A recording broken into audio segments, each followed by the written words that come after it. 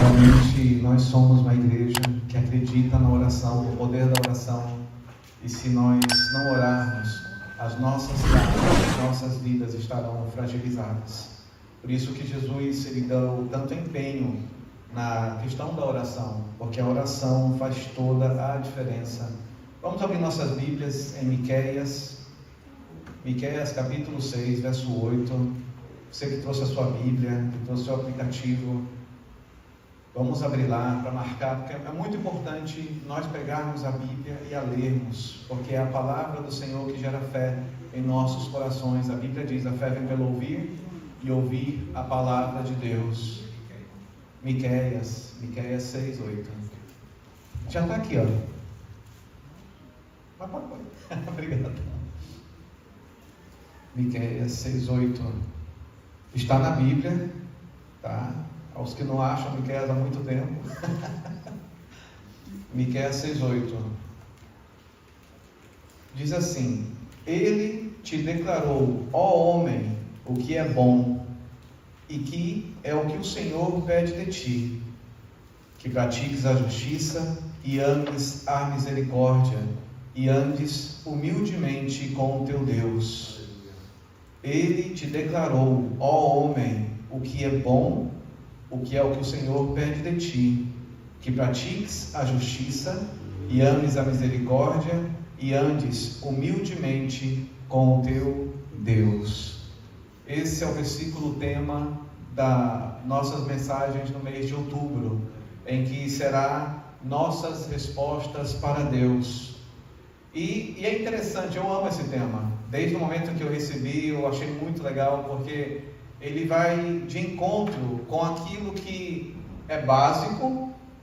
A gente praticamente sabe o que responder para Deus, mas na hora que a gente é questionado sobre quem é Jesus para nós, muitas coisas surgem na nossa mente, porque nos coloca numa situação de complexidade em relação às nossas atitudes, porque Jesus, a nossa resposta vai estar relacionada com a maneira que nós agimos.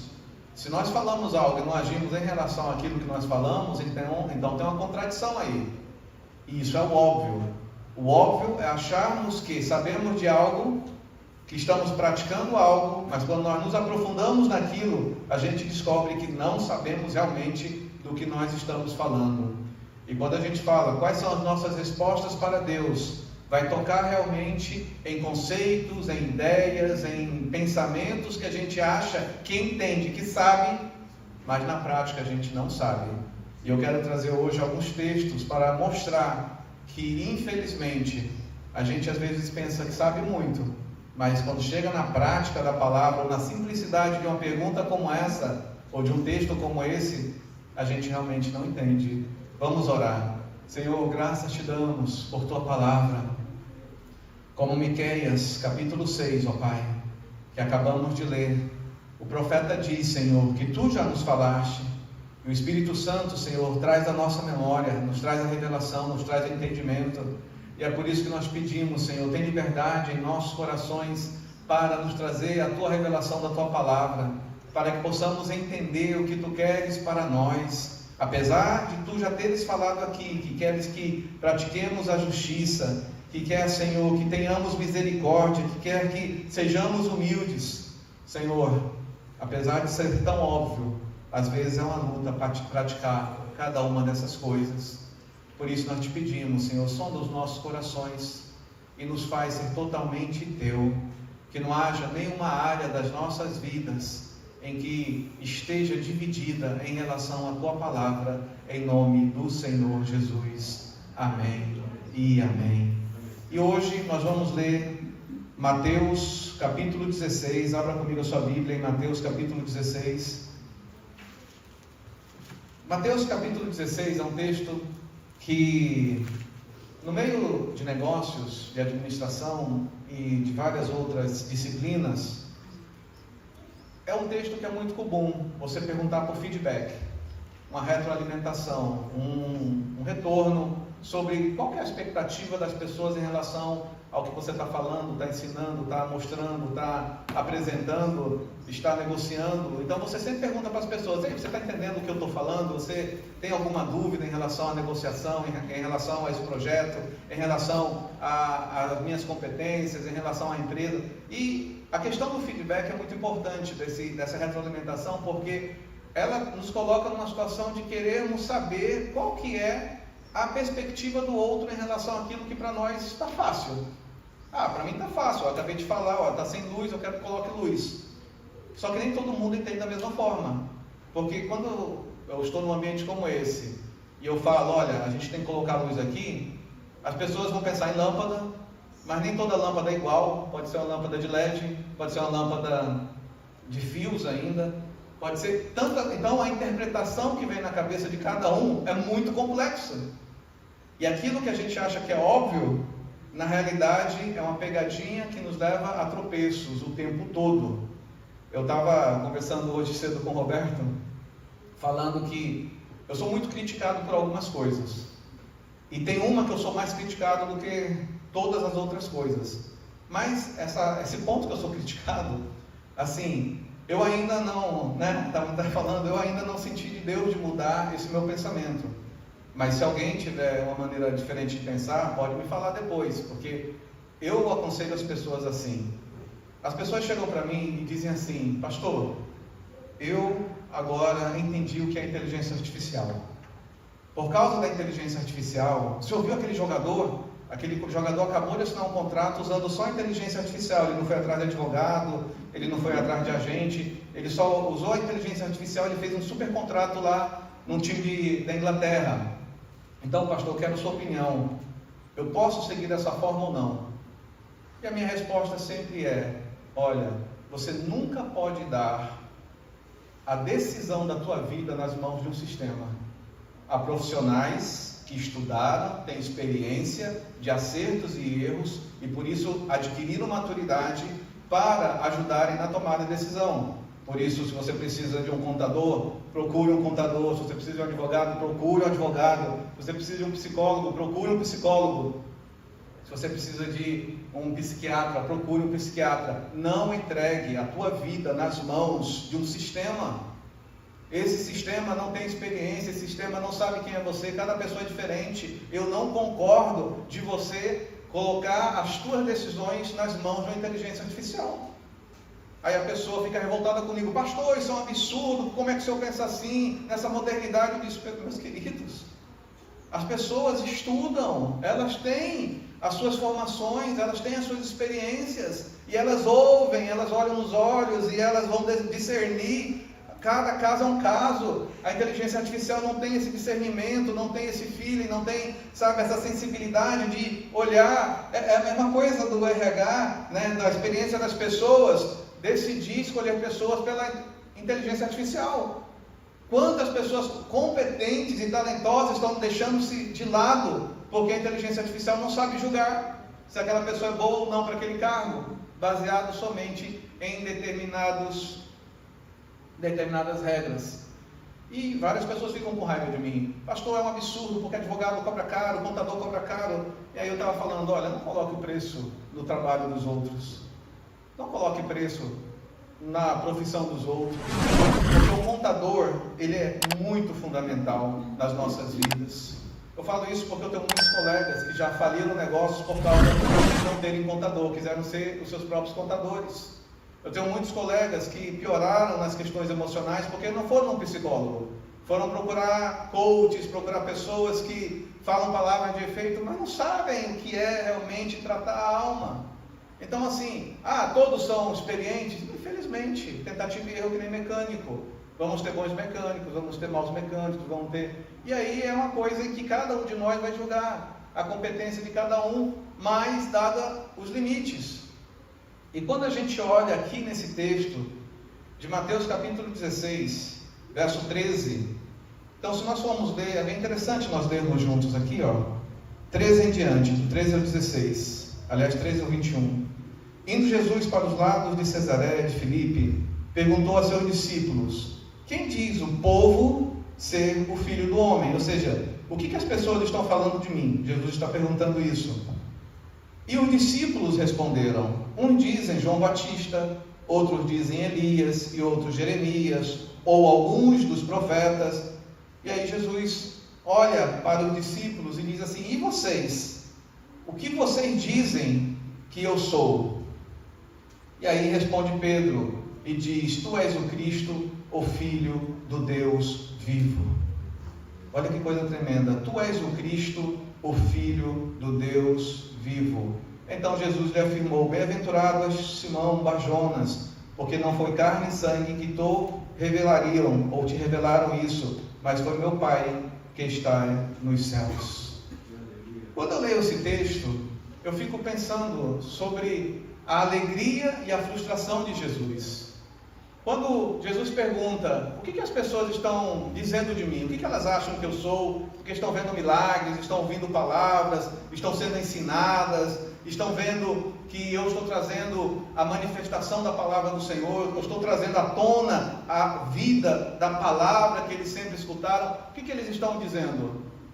A primeira coisa que os discípulos dizem: João Batista. Sabe como é frustrante ouvir essa palavra? Não por causa de João Batista, mas porque João Batista tinha morrido.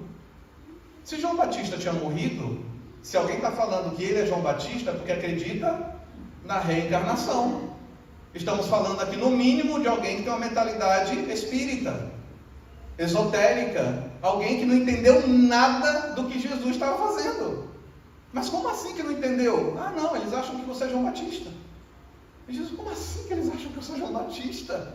Eu nunca falei de reencarnação, porque nós não concordamos com a reencarnação. Nós acreditamos em ressurreição. O próprio judaísmo não acredita em reencarnação, acredita em ressurreição. Existe sim uma linha esotérica, macumbeira, de dentro do judaísmo, que é a Cabala, ou Cabalá, em que eles acreditam sim em reencarnação, mas isso não é da maioria dos judeus que creem na Bíblia. É uma linha específica que crê nisso. Mas a primeira coisa que dizem para Jesus: ó Jesus, tudo que você fez, dos milagres, expulsou demônios, ensinou, curou, o que as pessoas acham que você é João Batista, serviu de nada. A segunda coisa que falam sobre Jesus é que, olha, outros dizem que você é Elias. Espera aí, como é que eu sou Elias? A Bíblia diz que Elias foi levado, ele foi arrebatado, sabe, ele foi por inteiro levado aos céus. Agora estão dizendo que eu não sou eu, que eu sou uma outra pessoa, que eu sou Elias, que eu não nasci, que tudo aquilo que vocês ouviram, que tudo aquilo que foi falado, isso tudo é mentira, porque no final das contas as pessoas estão achando que eu sou uma outra pessoa. E isso é tão triste, porque quantos de nós às vezes estamos ensinando pessoas, estamos conversando com pessoas, estamos orientando pessoas a determinadas coisas, e as pessoas olham para nós e dizem assim: olha, eu acho que você não quer dizer bem isso. Você diz: mas é isso que eu quero dizer, é isso que eu estou falando. E a pessoa diz: não estou em dúvida, eu acho que você tem algo a mais para falar e você ainda não falou porque você não quer falar. Eu digo: eu não estou escondendo nada, o que eu estou falando, eu estou entregando tudo. Eu estou entregando isso. Eu não sou João Batista, eu não sou Elias, eu sou Jesus. Jesus falando: eu sou isso. E quantos de nós, muitas vezes, as pessoas estão conversando conosco e na cabeça delas estão imaginando inúmeras coisas ao nosso respeito, a gente não tem nem ideia do que as pessoas estão pensando ao nosso respeito. Jesus passou por isso. E a retroalimentação, o feedback é pior do que tudo, né? Porque parece que o negócio só piora. Aí dizem para Jesus: ah não, você é Jeremias. Olha que interessante, você é Jeremias, um dos profetas mais idosos da Bíblia. Ah não, então você foi aquele profeta lá em que ele profetizou um monte de tristeza, um monte de agúria, aquele que veio depois de Isaías e só falou catástrofe. Ah Jesus, eles acham que você é um pregador de catástrofe. E pior ainda, porque todos sabem da história, e Jeremias era um profeta chorão, porque era tanta dor, as palavras eram tão pesadas, as palavras, que ele chorava, ele intercedia, ele clamava, sabe, dizendo: Deus tem misericórdia. E Jesus no mínimo vai pensar: então estão me dizendo que eu sou chorão, eu estou aqui, sabe, pregando, curando, fazendo as coisas, ensinando, e as pessoas estão olhando para mim como uma pessoa de mimimi. Ah, não, você é um mimizento, você foi que nem Jeremias, olha, o profeta chorão. Olha que interessante, como sai de um ponto, vai para o outro, e vai para coisas totalmente diferentes. E Jesus está ali com eles. 3 anos ministrando, ensinando, fazendo milagres, e as pessoas com uma percepção totalmente errada acerca de Jesus. Por isso que o tema desse mês são nossas respostas para Deus. Porque as nossas respostas determinam muito as nossas atitudes. E quando eu falo sobre isso, eu falo que muitas vezes nós podemos ter uma percepção certa, mas nós respondermos de uma forma errada. Um exemplo disso é Mical. Mical, filha de Saul. Mical, filha de Saul, ela repreendeu Davi, porque Davi vestia uma estola sacerdotal, e Davi vinha pulando e vinha dançando, enquanto a arca estava voltando para Jerusalém, e a palavra diz que Mical desprezou Davi. E muitos dizem assim, Mical estava errada, mas a grande verdade é que na interpretação de Mical ela estava certa. Porque a Bíblia ensina que quando você veste uma estola, você tem que pôr um calção por baixo. Está lá escrito. E Davi estava sem calção. Então, a ideia de Mical em relação ao que estava acontecendo estava certa, mas a maneira que ela falou estava errada. Quantas vezes nós temos uma visão certa, mas nós falamos da maneira errada? Quantas vezes nós agimos como Mical, que nós temos o discernimento da circunstância, mas nós falamos, entregamos da forma errada, e porque entregamos da forma errada, nós causamos um prejuízo em tudo. A maneira que Mical falou para Davi foi tão cruel, foi tão maligna, que Davi ficou com raiva, e nunca mais a tomou por esposa, ela ficou isolada, e Deus a condenou também porque ela foi estéril, até a sua morte. A Bíblia diz, ela ficou estéril até a sua morte. Às vezes nós podemos estar certos, mas pela maneira que nós falamos com os outros, nos vem a esterilidade. Às vezes nós podemos ter razão, mas pela maneira que nós entregamos o aconselhamento, a fala, isso nos vem a esterilidade. Porque se nós não falarmos com amor, nós seremos condenados. E nós estamos falando aqui de um casal, marido e mulher. Era a esposa falando com o marido. E muitas vezes nos casamentos há muita briga pela maneira, o tom de voz que o outro fala com o outro. Às vezes tem razão, às vezes o marido tem a razão, às vezes a esposa tem a razão, mas o tom da voz destrói toda a argumentação. Sabe, às vezes a maneira que você expõe o teu discernimento rasga a tua razão e te coloca numa situação em que você vai virar estéril, em que você vai perder toda a credibilidade, que você vai perder todo o poder, que você vai perder toda a autoridade, e você não vai entender porque aquilo está acontecendo porque você não respeitou os seus limites. No mínimo, quando você for entregar algo a alguém, respeite o outro. Não importa quem seja, porque a pior coisa que tem entre nós, seres humanos, é no momento em que a gente está muito próximo do outro, e a gente começa a achar que a gente tem espaço demais, e por ter espaço demais, a gente começa a ultrapassar os limites. E nem todo mundo gosta que se ultrapasse limites, sabe? Ninguém gosta que o outro chegue na casa do outro, fique abrindo a geladeira, vá no quarto, vá lá, deita na cama, vá lá não sei aonde. Ninguém gosta disso. Mas tem gente que é assim. E quando você repreende, não, porque é um absurdo e não sei o quê. Meus queridos, nós temos que tomar muito cuidado, porque quando a gente começa a ter folga demais, porque começa a ter essa achismo de intimidade, o excesso de intimidade nos leva à corrupção. Tem que haver limites para tudo. Mical ultrapassou os limites dela com Davi. Ela não estava errada em relação ao que ela viu. Ele estava sem calção. Mas ela estava errada na forma que repreendeu Davi. Até para repreender, nós temos que saber como repreender. Até para chamar para o amadurecimento, nós temos que saber como chamar ao amadurecimento. E quando nós vemos Jesus, ele questionando isso aos discípulos, ele está dando uma lição para os discípulos. Porque não importa para Jesus o que os outros estão pensando acerca dele. A Bíblia diz que ele sabia, e Jesus sabia o que estava no coração dele. Há vários versículos citando que Jesus sabia o que estava na mente, sabia, estava lá. Jesus sabia, então ele não precisava perguntar. Mas quando você quer ensinar algo a alguém, às vezes você tem que perguntar para você ouvir se aquela pessoa realmente entendeu o que você falou, o que você comentou. Porque o óbvio é inimigo do perfeito. O óbvio é inimigo da razão. E às vezes aquilo que a gente acha que sabe, eu sei quem é Jesus para mim, sabe mesmo? Você sabe quem é Jesus para você? Porque se você realmente souber quem Jesus é para você, as suas atitudes vão corresponder a essa resposta.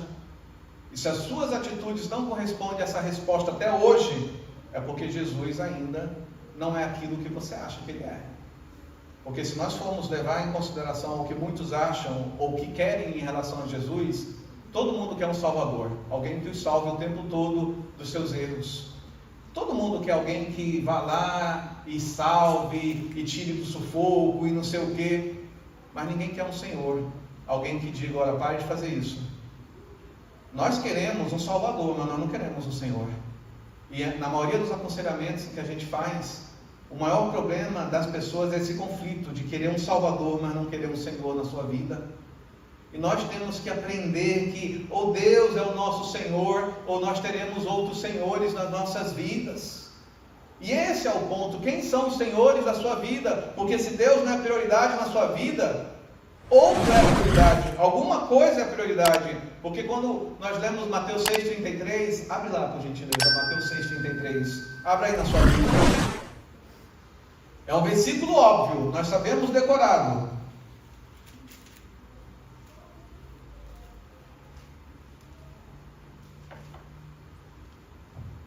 Mateus 6,33, mas buscai, pois, o reino de Deus e a sua justiça em primeiro lugar, fala lá, mas buscai, pois, primeiramente, ou em primeiro lugar, o reino de Deus e a sua justiça, e todas as outras coisas vos serão acrescentadas.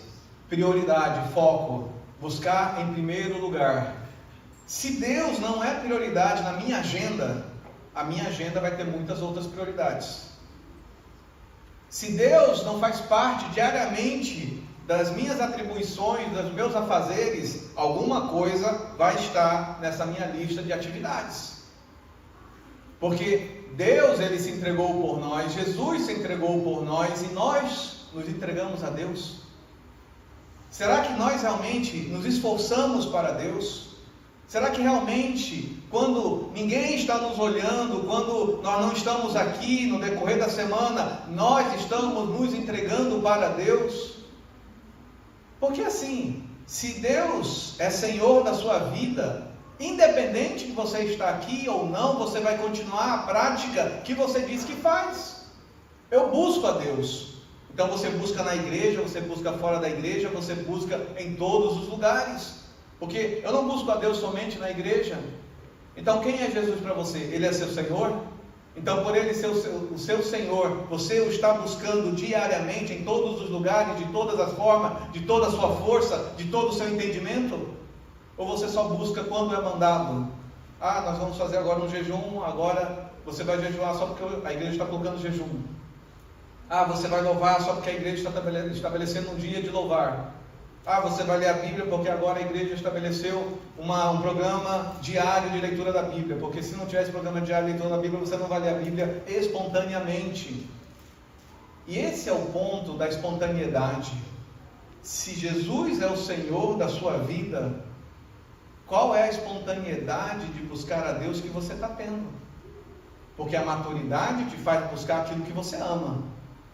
Ou você ama a um, porque a Bíblia diz, Jesus ele fala isso, ninguém pode servir a dois senhores, porque ou vai amar a um, ou vai menosprezar o outro. Então se nós não estamos amando a Deus, nós o estamos menosprezando, e se o estamos menosprezando, estamos amando outras coisas no lugar de Deus, e isso é algo muito perigoso, porque é muito fácil nós colocarmos o entendimento nas nossas mentes, de que Deus ele está olhando somente para aquilo que nós praticamos com suor. Quando eu estive lá no México, em 2019, eu tive a oportunidade de subir na Pirâmide do Sol. A Pirâmide do Sol é muito interessante, porque lá de cima da Pirâmide do Sol, você olha a Pirâmide da Lua, e você olha a Rua dos Mártires, ou a Rua dos Campeões. E o que acontecia? Haviam disputas, haviam tipo atletismo, e havia um jogo lá tipo futebol, que eles jogavam, e o vencedor daquela disputa, ele era levado lá para cima da pirâmide, era cortada a cabeça dele era jogada lá de cima da pirâmide, o corpo saía rolando até lá embaixo, e ele se tornou um vencedor. Eu acho que nenhum de nós quer ser um vencedor desse tipo. Que você ganha o seu prêmio indo lá para cima da pirâmide, é cortada a cabeça, o corpo é jogado e a cabeça é jogada até lá embaixo. Mas assim era em muitos povos. Em muitos povos, o vencedor era aquele que era sacrificado para os deuses. E aquela pessoa, ela acreditava que o esforço que ela estava dando da própria vida era algo que faria a vida dele pós-morte ser um sucesso, porque ele acreditava na reencarnação. Ele acreditava que toda a família dele ia ser abençoada. Por isso que muitas culturas asiáticas, eles acreditam no suicídio. Eles acreditam em se matar, por isso que muitos se matam. O Japão tem o maior índice de suicídio do mundo. E muitos outros países asiáticos têm um índice de suicídio muito grande. Mas, curiosamente, nem todo país asiático tem um índice alto de suicídio, porque o segundo país com o maior índice de suicídio é a Finlândia. E a Finlândia não tem nada de asiático. Então, para vocês verem como o negócio é bem estranho. Mas, há muitas pessoas que acham que entregar o físico a uma divindade vai causar a elas um sucesso. Por isso que tem pessoas que vão pagar promessas, quilômetros de andança, de coisas, porque acham que aquele sacrifício é o que faz a diferença. E eu não estou falando em relação à intenção da pessoa em si, porque ela é uma pessoa boa, ela é uma pessoa com boa intenção, mas nós sabemos que Deus não quer o nosso sangue para Ele ser Deus. Mas infelizmente há muitos ainda que acreditam que Deus quer o nosso sangue dessa forma, que Deus quer que a gente, se rasgue, se sacrifique dessa forma. E o sacrifício que Deus pede para nós é um sacrifício santo e agradável a Deus, que é o nosso corpo, como culto racional a Ele. E esse sacrifício é um sacrifício de santidade, porque a santidade não é fácil. A santidade, se separar do pecado, você não quer mais um pecado, você dizer não para aquilo que é concupiscência dos olhos, concupiscência da carne, concupiscência dos sentimentos, um desejo desenfreado, em que se eu tenho que tomar uma decisão, sempre eu tomo uma decisão para a carne, para o desejo da carne, nunca para Deus, de dizer não para o pecado. E a Bíblia fala, não ameis o mundo, nem as coisas que no mundo há. Mas a nossa luta diária é entre escolher servir a Deus ou servir a carne. E a carne tem ganho em muitas das instâncias. Em muitas das instâncias a carne tem ganhado. E ela tem ganhado porque é uma decisão totalmente nossa. É uma escolha intencional nossa. Ou eu digo não ao pecado, ou eu vou continuar da mesma forma, abrindo concessões àquilo que não agrada a Deus. E abrindo concessões ao que não agrada a Deus, eu vou continuar pecando. E aí vai ser aquela luta diária. Ai pastor, mas eu não consigo vencer. Ai pastor, não sei por que isso acontece comigo, porque isso não para. Porque você não se posiciona. Quando Jesus pergunta quem é Ele para você, essa é a pergunta que Ele faz para cada um de nós. Quem é Jesus para você? Qual é a resposta que você dá para Ele? Ele é Senhor da sua vida mesmo? Porque se Ele é Senhor, você não tem dúvida em relação a escolher Deus versus escolher o pecado. Você escolhe Deus. Você não tem dúvida do que você tem que se inclinar. Você tem que se inclinar para Deus e não para os desejos desenfreados da sua carne. Você vai se sentir mal se você está mentindo. Você vai se sentir mal se você está murmurando. Você vai se sentir mal se você está fazendo coisas que você sabe que não agradam a Deus. Mas vem essa questão. Jesus escuta todo mundo e diz, ok, está todo mundo dizendo um monte de coisa a meu respeito, mostra que ninguém entendeu nada de quem eu sou. Mas e vocês?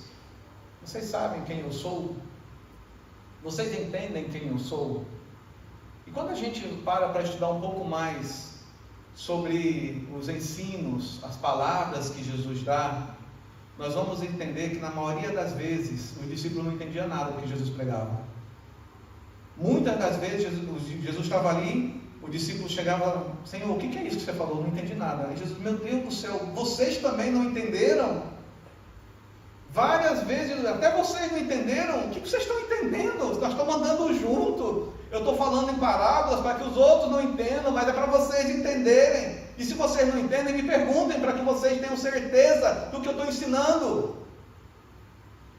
Muitos não perguntavam. Muitos ficavam com ideias erradas a respeito do que Jesus estava ensinando. Até alguém chegar e perguntar: Jesus, o que você quis dizer com isso? E Jesus fica assim: meu Deus do céu, será que quando eu voltar vai ter fé na terra? Porque se eu estou falando, se eu estou mostrando, se eu estou ensinando, vocês não entendem o que eu estou fazendo? E ontem eu vi um pouco disso, quando o Júnior estava, José Júnior, né? Nós temos dois Júniors, o Arnaldo Júnior e o José Júnior. Então, o José Júnior, ele estava ontem dando aula, e eu estava pensando assim, que é muito interessante a arte de ensinar. Porque na arte de ensinar, você tem uma pedra bruta. Você tem um carvão em que você vai começar a colocar o ensino, e não existe como virar diamante se você não pressionar. Só vira diamante sob a pressão, e ninguém gosta de pressão. E a pressão são as repetições, são os treinamentos, eu disse como é chato tudo isso, mas faz parte da pressão para virar diamante. Como isso é algo que incomoda a nossa zona de conforto, porque eu não quero praticar, não quero fazer o exercício, não quero repetir, eu quero já chegar pronto e fazer pronto. Seria ótimo, porque tem casos, né, como você comentou ontem, de pessoas que já nascem prontas, que não precisam de mais nada a não ser uma lavagenzinha e está resolvido. Mas a grande maioria, ela é uma pedra bruta que precisa da pressão, que é o treinamento, que é a correção, que é o ensino, que é a exortação. E isso, para muitos, é uma dificuldade. Dificuldade número 1, que é o problema com a autoridade. Eu não quero ninguém mandando em mim. Espera aí, ele está ensinando, ele não está mandando. Você é ensinado se quer. E o Júnior dá aula para várias pessoas, e na escola ele conta todos os tipos de alunos, inclusive esses que se acham que ele está mandando. E às vezes você diz assim: mas eu não estou te mandando, eu estou te ensinando, porque você é um potencial tremendo, você é um diamante. Olha, eu vejo você com uma grande realização, com um grande potencial, mas existe um processo para você chegar lá. E esse processo é pressão, e essa pressão é algo que você não está acostumado, e por você não estar acostumado vai doer, vai ser chato, vai ser algo que vai trazer desconforto. Você quer esse desconforto? E talvez seja uma boa pergunta para nós: será que nós queremos esse desconforto de dizer não para determinados prazeres que nós temos, que vão nos amadurecer, que vão nos fazer crescer, que vão nos fazer realmente experimentar a santidade? Porque não tem como termos santidade se nós não abrirmos mão de alguma coisa. Não temos como a gente ser cheio do Espírito Santo se a gente não abrir mão de algumas coisas. Não tem como a gente orar de madrugada se a gente não abrir mão daquele sono daquela madrugada. Não tem como a gente ter conquistas e vitórias se a gente não abrir mão de alguns confortos que nós temos. E esse conforto, essa zona de conforto, é o que nos faz muitas vezes atrofiar nos sonhos e nas ideias e nas realizações. Por que muitos sonhos estão engavetados? Porque aquele jovem que tinha aquela ambição boa, que tinha aquela ousadia boa, aquela força da juventude, já não é mais jovem hoje. Envelheceu, pegou a experiência, mas só que ao invés de colocar em prática a experiência que adquiriu, quer agir como se fosse jovem ainda. E aí, por tentar agir como se fosse jovem ainda, perde a força. E por perder a força, acha: esse sonho não é para mim. Isso aqui não é para mim, isso aqui é uma ideia errada que eu tive. E isso é algo assim que você vê quantos projetos, quantos sonhos, quantas coisas maravilhosas estão engavetadas, porque nós não estamos sabendo executar da forma correta. Porque na nossa ideia, naquela memória muscular, e quando eu falo de memória muscular, eu falo de coisas que, uma coisa é você andar na montanha-russa quando você tem 14 anos, outra coisa é você andar na montanha-russa quando você tem 25 anos, outra coisa é você andar na montanha-russa quando você tem 35 anos, e uma coisa totalmente diferente é você andar na montanha-russa com 45 anos. É totalmente diferente. A pressão, a queda, a sensação é totalmente diferente. Mas a memória muscular que está ali, ela está da primeira vez que você teve aquela experiência que gerou a dopamina, uma adrenalina maravilhosa, e você se sentiu bem por ter aquela experiência. Mas aquela experiência não significa que ela é agradável a todos. Teve uma vez que a empresa levou alguns clientes estratégicos para um parque, fechou um parque. O parque foi todo fechado e nós podíamos andar em qualquer coisa, comer o que quiser, fazer o que quiser naquele parque. E nós levamos o cliente e o cliente estava assim: caramba, fecharam um parque, que é isso? Que coisa maravilhosa! E aí eu estava com aquele cliente, eu disse: olha, vamos andar naquela montanha-russa porque é maravilhosa. E aquele cliente disse: olha, Fernando, eu tenho muito medo de montanha-russa. E eu, na minha imaturidade, eu disse: olha, eu já andei várias vezes e é tranquilo. Esse é o problema nosso. A nossa experiência não é a experiência do vizinho. A nossa experiência não é aquilo que o outro tem de experiência. Eu estava falando da minha sensação, do meu sentimento, mas eu não parei para pensar da realidade dele. E quantas vezes a gente, quando está falando sobre determinadas coisas da Bíblia, a gente está falando de uma forma tão natural, achando que o outro está entendendo da mesma forma que nós estamos entendendo, mas o outro não está entendendo nada. Por isso que às vezes a gente tem que detalhar, a gente tem que ser mais didático, a gente tem que ter mais paciência. E hoje é muito difícil um cristão ter paciência. Porque tudo é agitado, tudo acelerado, ninguém quer sentar com o outro, ninguém quer ouvir, sabe? Ninguém quer passar tempo, ninguém quer estar presente. E Jesus, ele tinha essa questão de estar presente com os outros, de dar atenção, de olhar nos olhos, de ouvir. E ele tirar as dúvidas, e quem perguntava, ele tirava a dúvida. E Jesus era muito claro nas coisas que ele fazia, porque Jesus não chegava e olhava e pum, está curado. Não, ele perguntava: o que você quer que eu te faça? Ele interagia com o outro, ele não fazia nada que ele não tivesse certeza que o outro quisesse. Você quer realmente ser curado? Porque tem gente que não quer ser curado. Tem gente que não quer a libertação, tem gente que não quer a salvação, tem gente que não quer. E eu tenho que aprender a lidar com pessoas que não querem determinadas coisas que nós achamos que é natural você querer, mas nem todo mundo quer. E é frustrante para nós muitas vezes você conhecer pessoas em que elas não querem a salvação, você conhecer pessoas em que elas não querem a transformação, você conhecer pessoas em que ela está andando com Jesus, mas nunca teve Jesus no coração.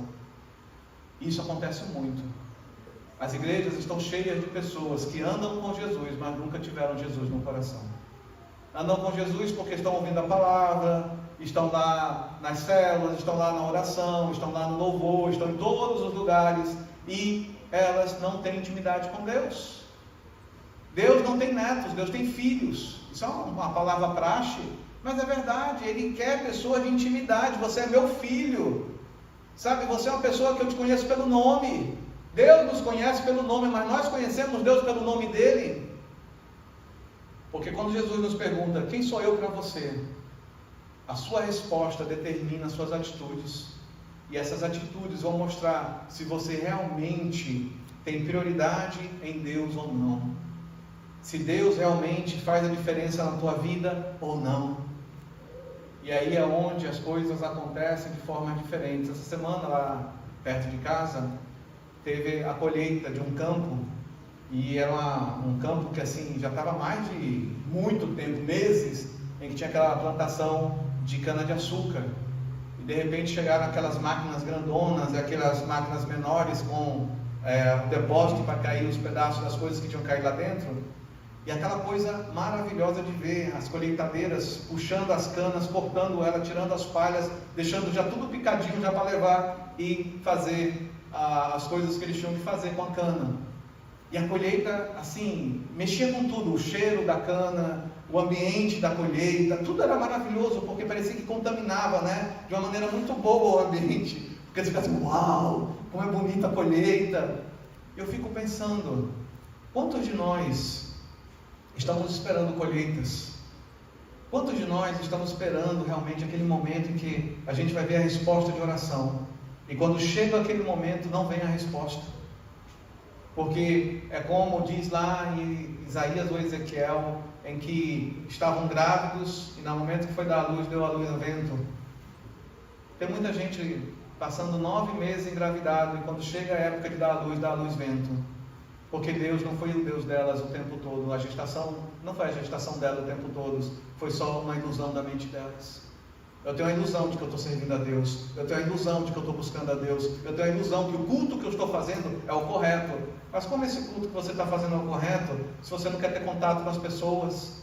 E a Bíblia fala para a gente estar em unidade, em congregar, em conviver. Ah, mas eu gosto dessas outras coisas. Mas por que essas outras coisas não podem ser mais uma coisa cooperando para o tudo que a igreja é? A igreja é uma no Senhor. Nós estamos aqui, tem gente lá da sede orando por nós. Nós estamos aqui, tem igrejas fora daqui que estão orando por nós, que sabem o que é Americana e que estão intercedendo. Tem gente que tem investido aqui, que tem dado oferta, que tem dizimado aqui também, sabe? E você diz assim: olha, mas você não precisa porque você não é daqui. Não, mas eu quero fazer, eu quero participar, eu quero semear, eu quero estar aí envolvido com vocês mesmo não podendo estar aí agora. Sabe, quando a gente começa a entender quem é Jesus para nós, a gente entende que a gente é um corpo. Nós somos um corpo, e nesse corpo que nós somos, quando conhecemos uns aos outros, a nossa presença próximo ao outro é para edificar. A nossa presença próximo do outro é para estimular que ele continue a buscar o Senhor, é para estimular que ele continue querendo a santidade, que ele continue querendo ler a palavra, que ele continue querendo ser mudado, ser transformado e ser cheio do Espírito Santo. É muito fácil nós acharmos que nós sabemos quem Jesus é para nós, na fala, mas as pessoas não vão ouvir o que nós falamos. Elas vão fazer como Mahatma Gandhi. Mahatma Gandhi, ele falou certa vez: olha, eu escuto tudo que você fala, mas eu aprendo em tudo que eu vejo das suas atitudes. São as suas atitudes que falam mais alto do que as suas palavras. E ele era um jurista, e ele era um pacifista, e ele era uma pessoa que dizia para as outras pessoas: olha, os cristãos para mim são pessoas que falam muito, mas não praticam nada. Ele falava isso o tempo todo, tem vários documentos falando disso. Que na visão de Gandhi, o cristão era alguém que falava muito. Ele fala muito, mas o que eu vejo do que ele está falando, não pratica nada. E será que quando Jesus pergunta para nós isso, quem eu sou para você? O que a gente responde com nossas atitudes? Será que as nossas atitudes amadurecem o outro? Será que as nossas atitudes levam o outro a amar mais Deus?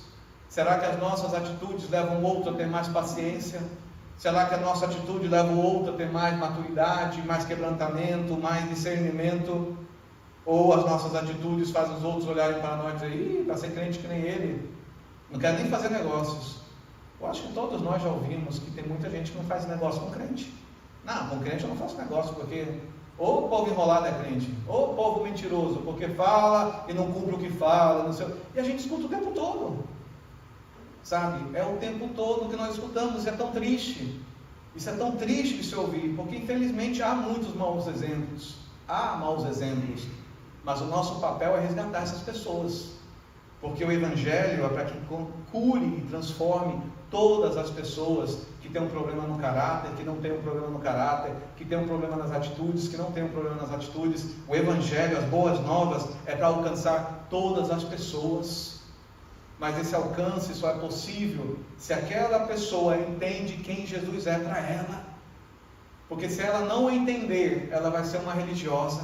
Se ela não entender, ela vai ser uma crítica, como era o que acontecia com Jesus. Jesus pregava, os fariseus criticavam. Jesus pregava, os discípulos criticavam. O negócio foi tão crescente que chegou no momento lá no Evangelho de João, que todos os discípulos dele foram embora, por causa da pregação dele. E aí Jesus virou para os 12 e disse: e vocês vão também? E aí Pedro diz: olha, a gente vai para onde? Porque só tu tens a palavra da vida. Mas todo mundo foi embora. Tem palavras que são duras, porque se não causa transformação, mudança em nossas vidas, elas vão ser duras, porque vão contra aos nossos desejos carnais. Jesus, ele sofreu crítica o tempo todo. Se nós como cristãos não soubermos lidar com as críticas, nós teremos muitos problemas. Porque quando a gente chega no trabalho secular, a gente já chega em desvantagem, porque as pessoas já vêm fazendo chacota por você ser cristão. Quando eles sabem que eu sou cristão e eu sou o executivo da área comercial, então, você não tem fé aí que você vai fechar a tua cota no mês? Desdenhando, falando dessa forma, porque é assim. O mundo é assim, o mundo não é fácil para quem é cristão.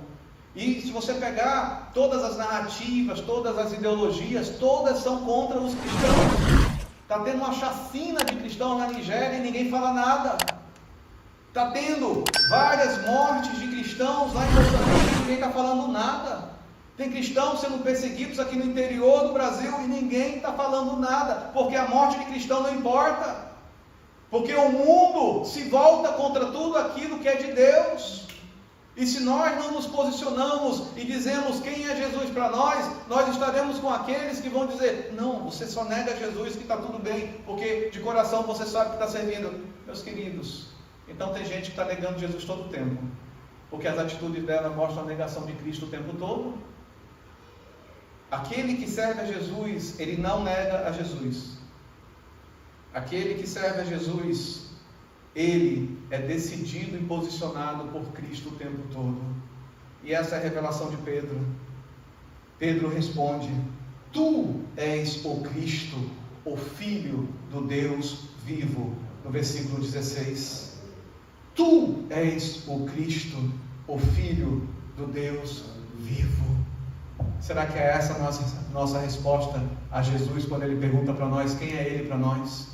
Tu és, sabe, aquele que tinha que vir, Tu és o Salvador, Tu és o Senhor, sabe, Tu és o Verbo de Deus, Tu és o Cordeiro de Deus que tira o pecado do mundo, como João Batista falou. Será que é esse Jesus que nós servimos, ou servíamos uma imagem religiosa criada, sabe, por iconoclastas, dizendo um monte de coisa, falando um monte de coisa, e que não representa o verdadeiro Cristo da palavra? Se Jesus não é o Filho de Deus, não é o próprio Deus para nós, se Jesus não é o Senhor de nossas vidas, alguém é o Senhor e alguma coisa é o Senhor. E eu creio que hoje é um dia aceitável de nós nos analisarmos, fazer uma autoanálise e pensarmos se realmente a nossa resposta em relação a quem é Jesus para nós, ela é realmente genuína, ou ela é uma repetição de muitas respostas que já foram dadas, mas não representa aquilo que nós realmente acreditamos de quem é Jesus para nós. Vamos fechar nossos olhos nesse momento, vamos ficar em pé e vamos orar. Porque eu creio que a palavra do Senhor é muito clara. Quem é Jesus para nós? Feche seus olhos nesse momento. Nós vamos cantar uma canção. Mas antes de cantar essa canção, eu gostaria que você orasse aí no seu lugar. E você falasse com Deus, Senhor, eu quero ser uma pessoa posicionada em relação a quem Tu és para mim. Eu não quero oscilar, duvidar da Tua palavra, duvidar do Senhor. Eu não quero que as minhas atitudes falem algo que não represente aquilo que realmente eu acredito de quem Tu és para mim. Comece a falar com Deus. Comece a falar com Ele, porque Deus cura o nosso interior para nos corrigir de trajetos errados, nos corrigir de pensamentos errados, nos corrigir de falácias que a gente às vezes recebeu de outras pessoas, de outros lugares, mas nunca nós mesmos tivemos a nossa própria resposta de quem Jesus é para nós. Porque se Jesus realmente é Senhor de nossas vidas, se Jesus realmente Ele é o pastor de nossas vidas, se realmente Jesus é o Cordeiro de Deus que tira o pecado do mundo, as nossas vidas têm que refletir isso.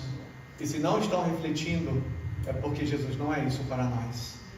Vamos ouvir essa canção e em seguida a gente ora.